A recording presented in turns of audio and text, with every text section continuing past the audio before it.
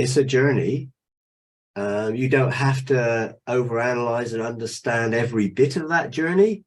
That journey can be something you can enjoy and discover. And therefore, yeah, one day you might have this area where everything seems great, and then the next area is not so much. That's okay. You're not the same every day of your life. Whenever you wake up, things are different some days than others. Sometimes you have a better night's sleep than others. So don't worry about anything like that. Just enjoy. And I would encourage you not to set an agenda for your times with God and for the intimacy with God. Just let him set the agenda. Let him walk you out. Don't strive for the experiences, because the experiences are not the end in themselves. Relationship and intimacy is the purpose. The more you know who you are out of the relationship you have with the Father, the more everything will just flow out of who you are. So your destiny is not a series of things you're called to do. Your destiny is who you are. It's your identity as a son. That's who you are. Your destiny will make room for you when you know who you are. How do you get to know who you are?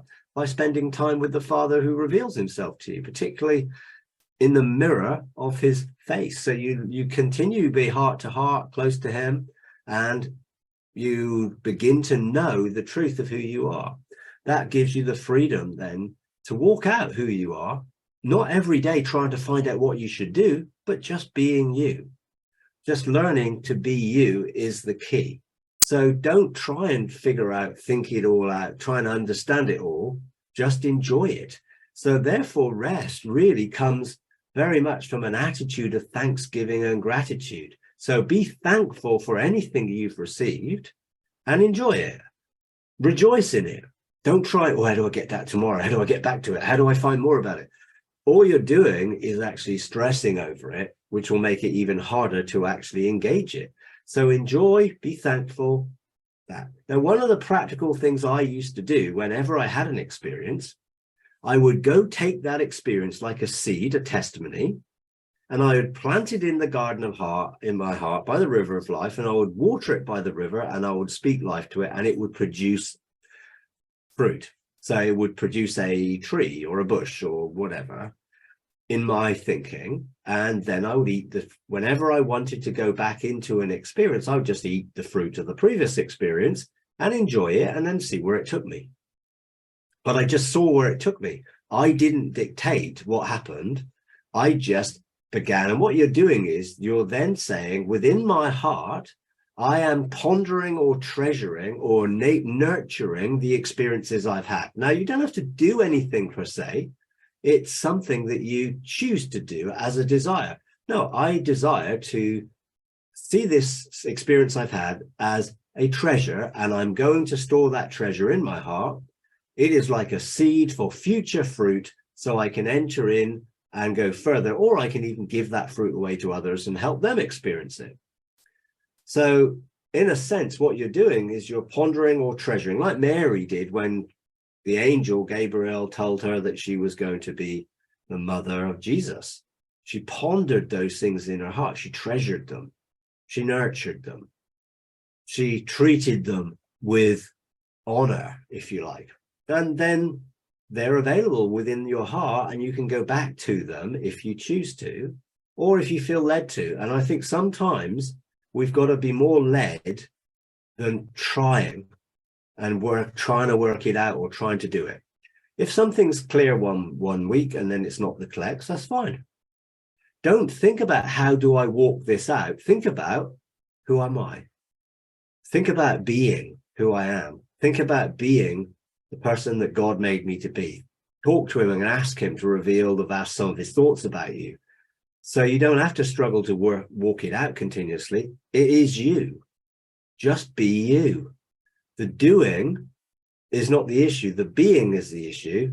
Therefore, to steward those revelations, all you do is nurture them and let them produce the fruit in you. You don't have to produce the fruit. You plant the seed. You plant the seed, you cultivate the seed in the sense in your own mind by treasuring it, fertilizing it with kind thoughts and thanksgiving and generosity towards it, and then it will grow and produce a fruit, and then that fruit becomes available for you to rejoice and eat. but you don't produce the fruit. The tree produces the fruit from the seed that you planted.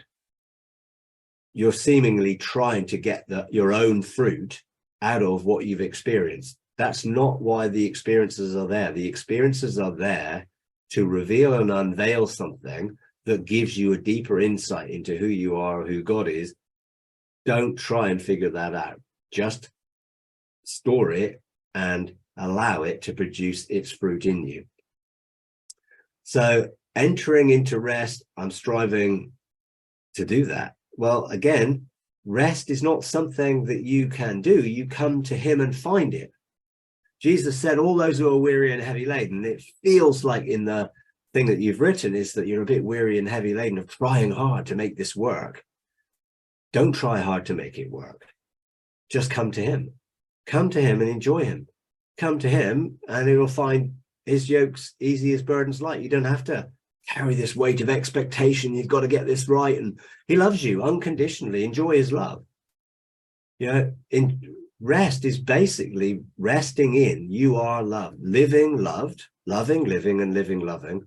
You stay in that place of love, joy, and peace, and just enjoy. Just come to him every day and enjoy. You can't make rest. As soon as you're working at something, then you're not at rest. Rest is enjoying what is already there in him. So just go back to the simplicity of spending time with him. Rest will come out of that. And if there are issues that rise up, then just ask him to help you with them and ask him to show you if there's any root to those issues. But again, don't strive and fix yourself. Just surrender to him as a living sacrifice and let him bring about the transformation in your life, the things you need. Because God wants you to enjoy his presence. He wants you to enjoy you being you. He wants you to know who you really are as a son of God. And he wants you to stop striving to be who you already are. Just enjoy who you already are, and who you really are will begin to grow and mature, and you'll come into a deeper revelation of what is already true.